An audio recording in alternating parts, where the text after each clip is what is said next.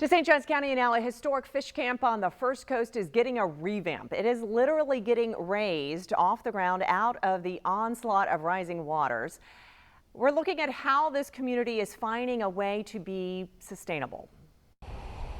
Genung's fish camp has bait, beer, ice, and snacks. And it's part of real Florida. And it's right on the Matanzas River or intracoastal waterway in Crescent Beach. We're on a very narrow strip of Anastasia Island. And unlike most Florida bait shops built in the 1940s, Genung's has just been elevated. We have flooded several times over the years. Adam Morley and his wife own the business inside the building, and this is what it looked like when Hurricane Ian brushed by Northeast Florida in 2022.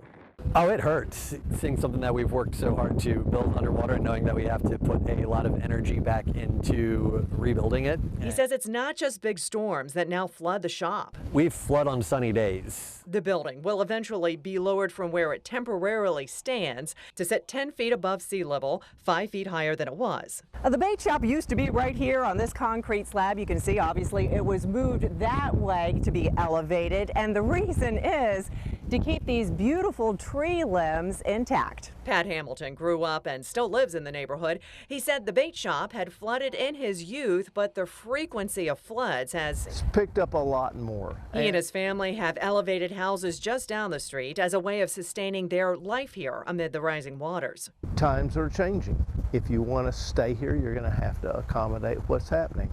And the Morleys want to stay here too. And he says raising the beloved bait shop will give him more time on this spot, but he knows it might not withstand a direct hit by a strong hurricane. Stopping water is a very difficult thing to do. The best we can do is figure out how to work with those flood events until we have to retreat inland. A piece of old Florida to serve the community longer in the new Florida.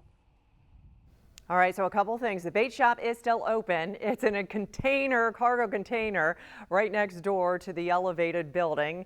And the couple was able to get help to pay for this elevating project from a grant from the state that works with businesses that are on the waterfront in need of assistance like this.